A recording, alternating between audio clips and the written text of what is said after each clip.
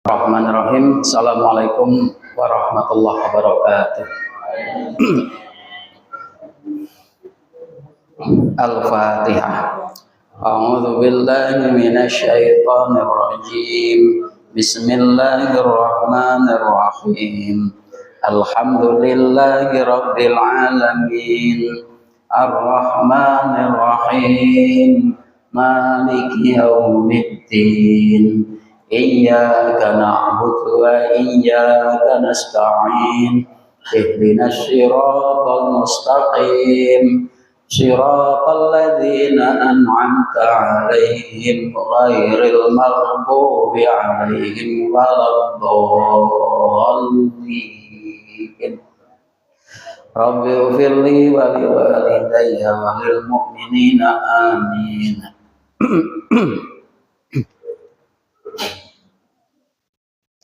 Alhamdulillah rabbil alamin wa bihi nasta'in ala umuri dunya waddin.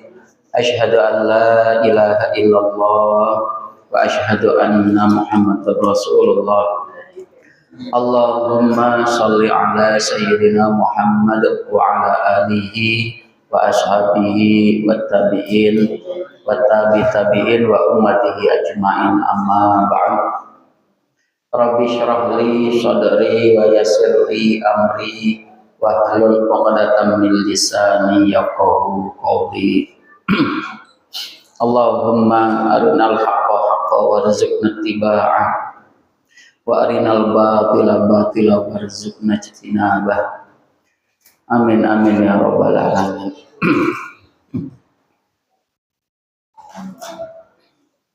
Monggo Bapak Ibu yang sudah dapat minum. Saya juga mau minum. Suaranya serak-serak.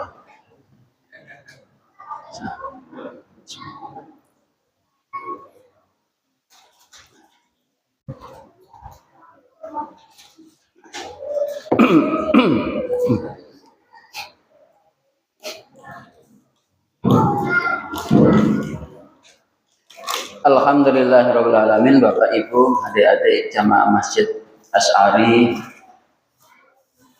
yang insyaallah selalu dirahmati oleh Allah Subhanahu wa taala. Umur kita malam hari ini sudah kurang 1 minggu lagi. Masya Allah. Semoga dari hari ke hari amal ibadah kita semakin hari semakin tambah kualitasnya. Bapak Ibu sekalian, sebelum kita mulai malam hari ini, kita sedikit untuk kembali kepada pembahasan malam Sabtu kemarin yang hujan dengan derasnya gitu ya. Tapi alhamdulillah masih banyak yang hadir. Kemarin PR-nya sudah dilaksanakan belum? Lali nih. Nah, dikasih PR lali buat setrap.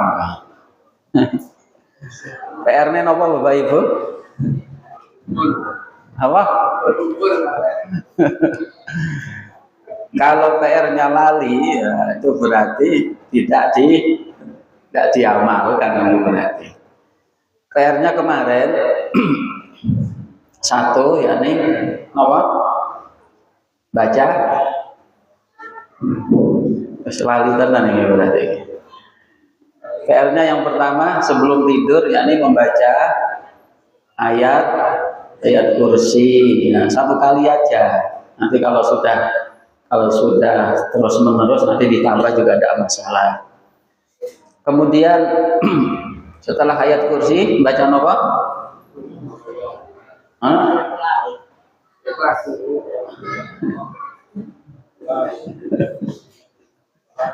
Baca Al-Ikhlas 3 kali, ya, tidak masalah.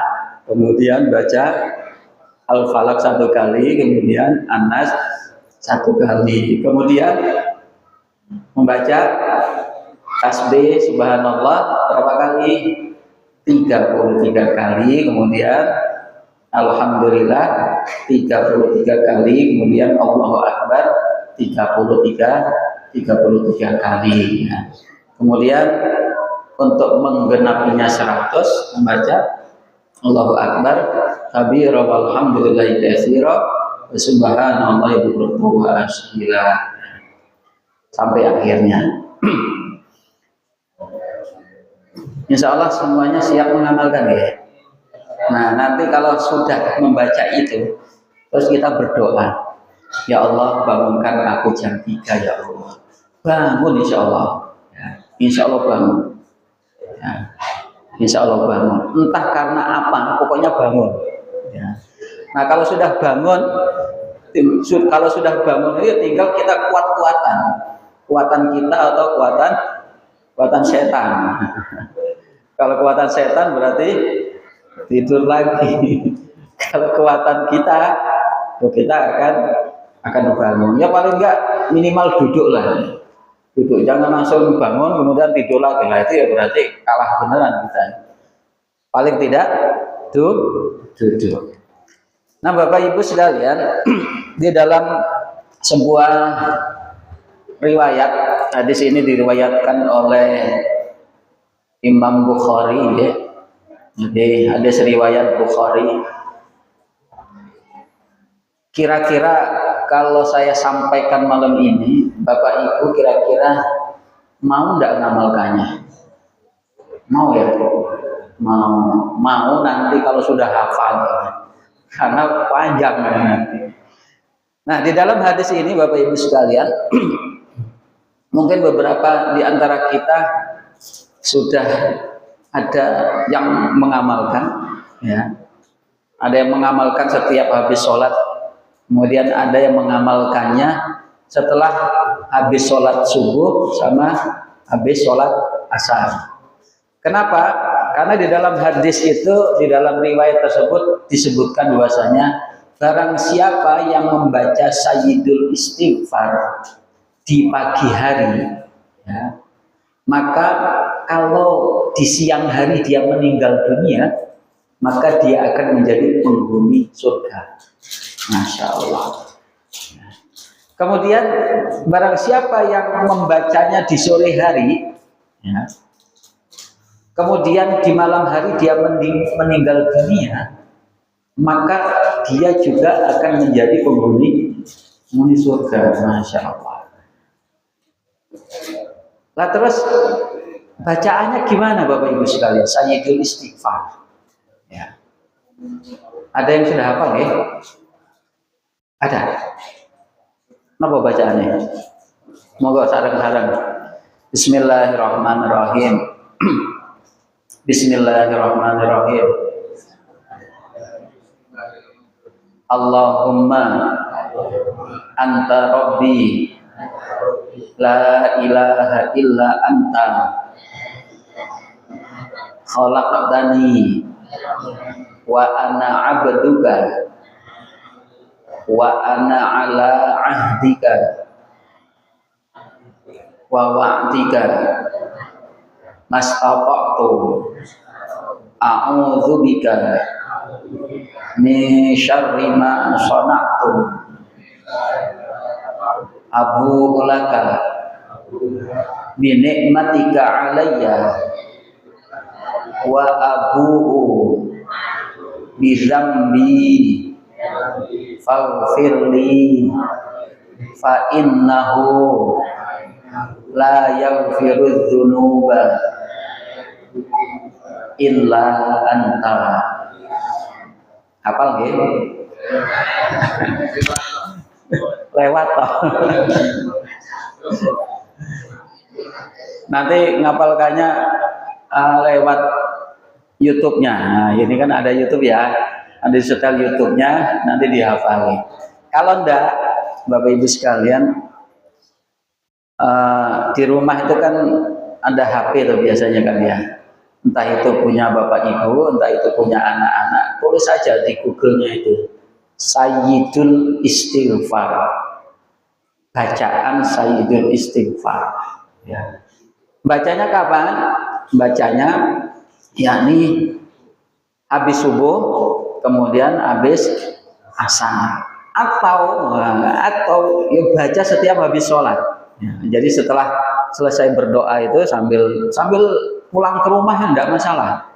Ya, sambil pulang ke rumah, sambil berjalan tidak masalah. Allahumma anta rabbi la ilaha illa anta khalaqtani wa ana 'abduka wa ana 'ala ahdika wa wa'dika mastata'tu a'udzubika min syarri ma sana'tu abu'u laka bi ni'matika 'alayya wa abu'u bi dzambi faghfirli fa innahu la yaghfiru dzunuba illa anta.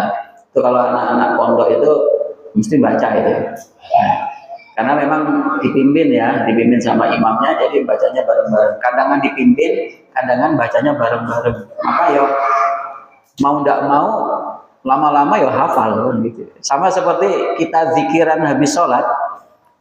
Ini saya itu termasuk hasil daripada hasil daripada produksi pengajaran imam wiritan habis sholat. Maka saya karena ngikutin, saya jadinya hafal. Coba kalau dulu itu imamnya itu nggak ada zikiran, nggak ada yang ngajarin zikirannya, mungkin ya masih belukak-beluk kok baca zikirannya gitu ya.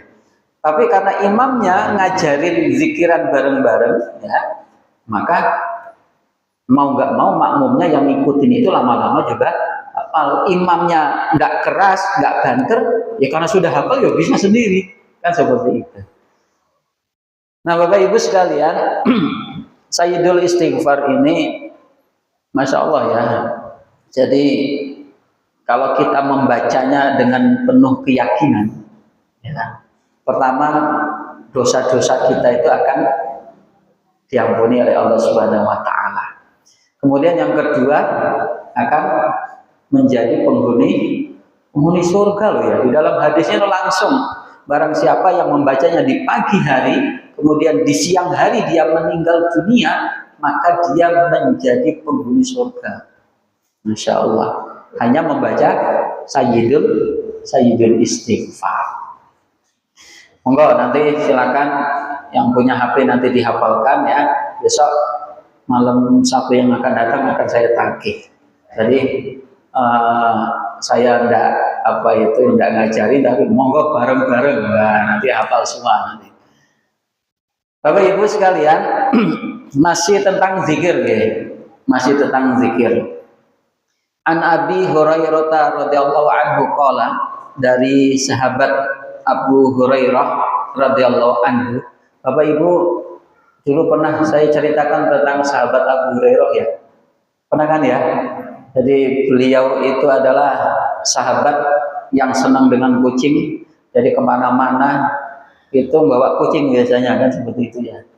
Kemudian beliau ini juga salah satu asistennya Rasulullah. Ya. Jadi kemanapun Rasul, karena dia ada tugas kepada Rasul, maka kemanapun dia ikut ya. Kemudian karena ikut terus bersama Rasul, maka banyak hadis yang diriwayatkan oleh sahabat Abu Hurairah. Maka Bapak Ibu sekalian, itu kan ada sholawatan, kemudian ada sholawat namanya sholawat tombo ati. Tombo ati iku napa? Memang perkara salah satunya apa? Wong kang soleh kumpul ngapain kok wong kang soleh kumpul? Ya itu salah satunya itu seperti sahabat Nabi. Karena kumpul terus bersama Nabi, jadinya ya kayak gitu. Sama seperti kalau ada orang jualan minyak wangi. Kalau kita deketin, kira-kira bisa harum nggak? Bisa, walaupun nggak beli itu ya, bisa. Itu kalau kita ziarah ke makam Sunan Ampel Surabaya, itu kan biasanya lewat gang itu banyak sekali. Itu biasanya langsung ditawarin minyak wangi. Nggak beli itu harumnya Masya Allah sampai kemana-mana. Maka kalau kepingin Ya kepengen soleh ya deket-deketnya sama orang-orang soleh. Dan alhamdulillah Bapak Ibu sekalian ini adalah termasuk kita semuanya ini termasuk insya Allah adalah orang-orang yang senang dengan pengajian. Semoga dengan pengajian kita ini semakin hari ibadah kita semakin tambah kualitasnya. Qala Rasulullah sallallahu alaihi wasallam, Rasulullah Muhammad sallallahu alaihi wasallam bersabda, yaqulullah ta'ala. Nah, yaqulullah ta'ala. Kalau ada hadis kemudian di sana ada kata-kata yaqulullah ta'ala, berarti hadis ini adalah hadis qudsi. Ya. Hadis qudsi itu adalah kata-katanya dari Allah, ya, tetapi yang menyampaikannya adalah Nabi Muhammad. Itu kalau hadis qudsi. Kalau hadis nabawi itu gimana? Kalau hadis nabawi adalah hadis yang isi dan redaksinya itu semuanya dari Nabi. Tetapi kalau hadis qudsi itu redaksinya, matan hadisnya itu dari Allah, tetapi yang menyampaikan adalah Rasulullah. Itu bedanya, ya. Makanya kalau ada hadis, ada qala Allah Ta'ala, yaqulullahu Ta'ala, itu berarti hadisnya hadis qudsi. Anna inda zanni abdi bih. Ya. Anna inda zanni abdi bih. Jadi kata Allah Subhanahu wa taala, saya itu akan seperti yang disangkakan hambanya padaku. Ya. Jadi kalau kita berdoa, kalau kita zikiran, aku berdoa, Allah paling nggak dikabulkan sama Allah, yang nggak dikabulkan beneran. Ya. Maka kalau kita berdoa, ya harus yakin bahwasanya doa kita itu diterima oleh Allah. Ya. Mau bagaimana caranya doa kita itu diterima oleh Allah Subhanahu wa taala, itu terserah sama Allah. Mau sebulan lagi, mau langsung besok pagi, mau seminggu lagi, atau nanti di akhirat, itu terserah sama Allah. Tetapi kalau kita berdoa, maka kita harus yakin bahwasanya doa kita itu dikabulkan oleh Allah. Maka anna inda zanni abdi bi, kata Allah Subhanahu wa taala. Nah, Bapak Ibu sekalian, bahwasanya perlakuan Allah Subhanahu wa taala kepada hambanya sebagaimana sangkaan hambanya itu tidak hanya dalam doa saja. Ya. Dalam doa saja. Kita bekerja gitu ya. Kita bekerja itu kalau misalnya pekerjaan kita niatkan untuk ibadah kepada Allah Subhanahu wa taala, kemudian aku nyambut gawe ini ya untuk menafkahi anak cucu, berarti kan ibadah ya. Maka semoga dengan hasil kerjaanku ini ya nanti bisa ngopeni anak cucu. Ya kayak gitu. Alah, aku kerja ngene iki ya paling entuke semene, ya entuk semono tenan. Makanya kalau kita berdoa itu bukan ya Allah berilah aku uang yang banyak, bukan. Ya, tapi ya Allah jadikan aku orang yang banyak sedekahnya. Kalau orang banyak sedekahnya itu berarti banyak apa enggak rezekinya? Banyak. Tetapi kalau orang banyak uang toh, banyak rezekinya saja, dia ada kemungkinan tidak bersedekah enggak? Ada. Nah, makanya ya tinggal kita pinter-pinter caranya berdoa. Makanya doa itu ya Allah jadikanlah aku yang banyak sedekahnya. Ya Allah jadikan aku orang yang banyak zakatnya. Banyak zakatnya ya berarti ya, rezekinya ya banyak sekali. Ana inda zanni abdi bi wa ana ma'ahu idza zakaroni. Kalau orang itu berzikir kepadaku, kata Allah, maka aku akan bersamanya. Ya. Maka Bapak Ibu sekalian, kalau habis sholat itu jangan cepet-cepet lari, ya zikiran. Pokoknya sebisanya. Kemudian setelah sebisanya, kemudian nanti artinya tuh apa tuh ya? Saya berzikir itu artinya apa ya? Nanti lama-lama ya kusuk sendiri-sendiri gitu ya. Wa ana ma'ahu idza dzakarani. Kalau orang itu berzikir, maka saya akan bersamanya. Fa in dzakarani fi nafsihi dzakartuhu fi nafsi. Kalau dia berzikir kepadaku sendirian, ya, maka kata Allah, saya juga akan mengingatnya secara sendirian. Berzikir sendirian, orang itu berzikir sendirian, maka Allah akan berzikir kepada hambanya tersebut dengan sendirinya. Ya. Kemudian wa in zakaroni fi malain zakartuhu fi malain khairin minhu. Kalau orang itu zikirnya itu bareng-bareng, ya, maka kata Allah, zakartuhu fi malain khairin minhum, maka Allah itu akan menjadikan zikirnya itu ia pamerkan kepada majelisnya malaikat. Ya. Nah, Bapak Ibu sekalian, lah kok kalau ada orang zikir bareng-bareng kok Allah pamerkan kepada majelisnya malaikat.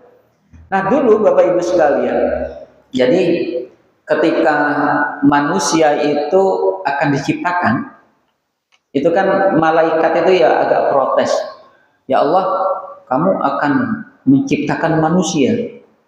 Yang manusia itu nanti di dunia itu dia akan membuat kerusakan. Dia akan membuat kefasikan. Dia akan membuat banyak dosa dan lain sebagainya. Maka kenapa kok tidak kami saja yang malaikat ini yang selalu beribadah kepadamu, yang selalu bertasbih kepadamu ini, yang engkau taruh di dunia? Nah, maka Bapak Ibu sekalian, kenapa Allah pamerkan kepada malaikat? Karena memang, ya, kalau manusia, kalau malaikat itu selalu bertasbih, selalu beribadah kepada Allah Subhanahu Wa Taala, itu ya memang itu tugasnya. Tetapi kalau ada manusia selalu bertasbih, selalu berzikir, selalu ingat kepada Allah, itu berarti adalah kelebihan daripada manusia itu sendiri. Maka kedudukannya orang yang bisa seperti itu, dia melebihi daripada malaikat. Maka Allah pamerkan, ini loh manusia yang dulu ketika akan saya ciptakan engkau khawatir. Nah, ini buktinya ada manusia-manusia yang selalu berzikir kepada ini loh manusia yang selalu bertasbih kepadaku dan sebagainya. Wa in taqarraba ilayya shibran taqarrabtu ilaihi zira'an. Nah, kata Allah Subhanahu Wa Taala, kalau hambaku itu mendekat kepadaku itu satu jengkalnya segini ya, satu kilan ya, satu kilan. Taqarrabtu ilaihi zira'an, maka aku akan mendekatin hambaku tersebut satu hasta. Satu hasta kan sini ya, satu hasta segini. Makanya kan ada lagu Tuhan yang Maha Esa, aku jauh, engkau jauh, aku dekat, engkau dekat. Kan gitu ya. Itu ngambilnya ya dari hadis ini. Jadi bukan ngawang-ngawang itu tahu-tahu ada sendiri, enggak. Ya. Wa in taqarraba ilai zira'an, kalau hambaku itu mendekatiku itu satu zira', satu hasta. Taqarrabtu ilaihi ba'an, maka akan aku dekati hamba itu satu depa. Jadi satu depa kayak gini. Makanya kalau hamba itu jauh, ya aku ya jauh. Kalau hamba itu dekat, maka ya aku akan semakin dekat. Wa in atani yamshi, kalau hambaku itu mendekatiku dengan jalan kaki, ataituhu harwalatan, maka aku akan mendekatinya secara berlari. Masya Allah. Maka Bapak Ibu sekalian, kita itu kan zikir kepada Allah Subhanahu Wa Taala, kemudian sholat kepada Allah Subhanahu Wa Taala, itu kan tergantung kepada kitanya ya, tergantung kepada kitanya. Maka kalau yaitu tadi bangun tidur itu tadi ya, bangun tidur, kemudian sebelum tidur baca ayat kursi, kemudian muawwizatain, tambahin kul a'udzu birabbil ahad, kul huwallahu ahad, kemudian tasbih, tahmid, takbir 33 kali dan sebagainya. Kita berdoa, bangun beneran jam 3, yuk bangun. Maka kalau kita bisa menahan itu, maka insya Allah Allah juga akan menambahi rahmat kita kepada kita malam hari itu. Tetapi kalau kita kalah, ya namanya juga kalah kan seperti itu. Sama seperti jamaah ke masjid. Jamaah ke masjid itu walaupun keadaannya bagaimanapun diusahakan pokoknya bisa ke masjid. Maka insya Allah Allah Subhanahu Wa Taala juga akan tambah dekat kepada kita. Maka Bapak Ibu sekalian, salah satu daripada sholat sunnah yang paling afdol itu adalah sholat sunnah tahajud. Maka kalau kita sudah bisa mendawamkan tahajud, ya, maka insya Allah hati kita itu akan tenang sekali, masya Allah. Jadi enak sekali. Jadi habis subuh itu enak sekali. Tetapi kalau nggak bisa tahajud, hanya subuh toh, itu sudah bagus ya. Tapi kalau sudah ditambahin tahajud lagi, itu tambah tenang lagi. Semoga Bapak Ibu sekalian, kita semuanya bisa melaksanakan apa yang sudah kita dengarkan, apa yang sudah kita dapatkan. Rabbana zidna ilman nafi'ah warzuqna fahman shahihah warzuqna amalan mutaqabbala. Rabbi ja'alna muqimis sholati wa min dzurriyyatina.